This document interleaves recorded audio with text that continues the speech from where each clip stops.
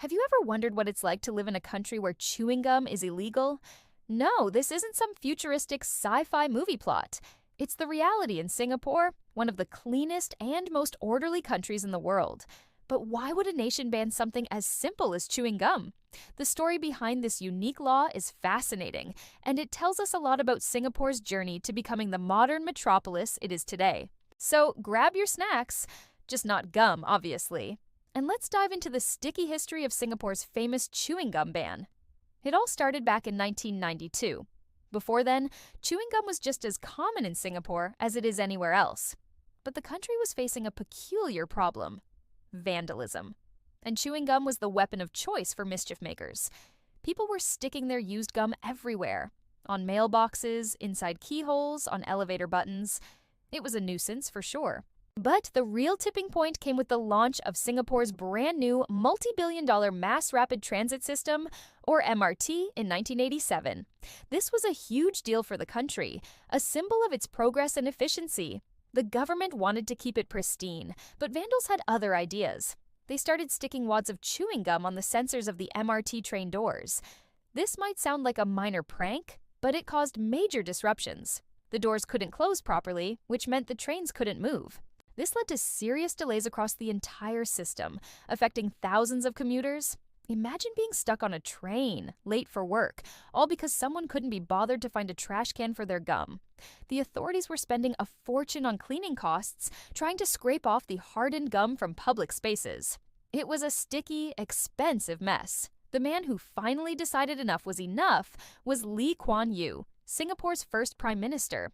He was known for his no-nonsense approach to governance. He had actually considered a ban on chewing gum as early as 1983, when the Minister for National Development first proposed it. At the time, Lee Kuan Yew thought it was a bit too drastic. But after the MRT incidents, he changed his mind. He saw the chewing gum problem not just as a cleanliness issue, but as a direct challenge to the country's social order and discipline. In his memoirs, he wrote about how vandals were undermining the new public transit system, and he was determined to stop it. So, in 1992, the Singaporean government enacted a law that banned the import and sale of all chewing gum. Just like that, it vanished from store shelves across the country. The law was strict. If you were caught importing, selling, or manufacturing gum, you could face hefty fines and even jail time. We're talking fines of up to 100,000 Singapore dollars, or 2 years in prison for first-time offenders. The message was crystal clear. Singapore was serious about cleanliness and order. Now, you might be thinking, what about people who just wanted to chew gum for personal use? The ban wasn't initially about punishing the chewer, but about cutting off the supply. You couldn't buy it in Singapore, period. The initial public reaction was mixed. Some people thought it was an over-the-top reaction to a relatively small problem. They felt it was another example of Singapore being a nanny state, controlling every aspect of people's lives. Others, however, welcomed the ban. They were tired of stepping in sticky messes on the pavement and seeing public property defaced. They saw it as a necessary step to maintain the clean and green city they were proud of. Over the years, the gum ban became one of the most famous, or infamous, things about Singapore. It became a kind of international symbol of the country's strictness. Tourists would whisper about it, and journalists would write articles with headlines like, "The land where gum is a crime." But did it work? Absolutely. The problem of gum-related vandalism virtually disappeared overnight. The streets got cleaner, the MRT trains ran more smoothly. From the government's perspective, the policy was a resounding success. It reinforced the idea that in Singapore, public good and social discipline often take precedence over individual freedoms. But the story doesn't end there. In the early 2000s, something interesting happened. The United States and Singapore were negotiating a free trade agreement. And believe it or not, chewing gum became a point of contention. The powerful American chewing gum lobby, led by companies like Wrigley, saw an opportunity. They pressured U.S. negotiators to push for the lifting of the ban. It was a classic clash of cultures and economic interests. On one side, you had American companies wanting access to a new market. On the other, you had a Singaporean government that was fiercely protective of its social policies. The negotiations were tough. Lee Kuan Yew, who was then senior minister, was personally involved. The Americans argued that a complete ban was too restrictive. The Singaporeans didn't want to budge. A compromise was eventually reached in 2004. Singapore agreed to amend its law, but with a very specific condition. They would allow the sale of therapeutic gum. This means gum that has medicinal or dental benefits, like nicotine gum to help people quit smoking, or sugar-free gum prescribed by a dentist for oral health. But there was a catch. This therapeutic gum couldn't just be sold in any convenience store.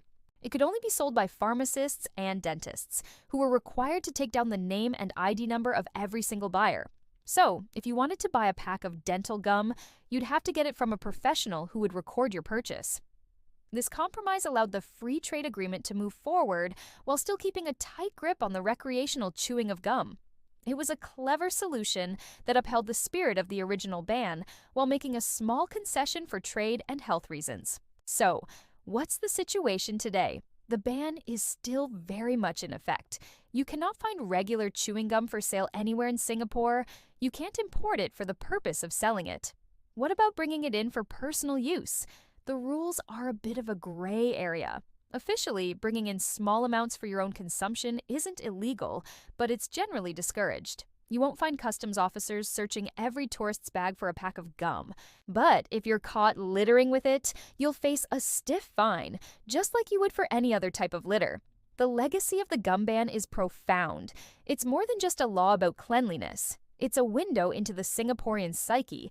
It reflects a society that values community and order, sometimes above personal liberty. It shows a government that is pragmatic, decisive, and not afraid to implement unpopular policies if it believes they serve the greater good. For Singaporeans, especially the younger generation who have grown up without it, the absence of chewing gum is just normal. They don't miss what they've never had. For visitors, it remains one of the most curious and talked about aspects of this unique city-state. It's a powerful reminder that what might seem normal in one culture can be completely foreign in another. The humble piece of chewing gum, a throwaway item for most of us, became the centerpiece of a major national policy in Singapore. It shaped public spaces, influenced international trade negotiations, and became a defining feature of a nation's identity. The story of Singapore's gum ban is a perfect example of how small things can have big consequences. So next time you pop a piece of gum in your mouth, spare a thought for Singapore, the city where that simple act is anything but. Thanks for watching. And if you found this story interesting, don't forget to like, subscribe, and hit that notification bell for more fascinating stories from around the world. See you next time.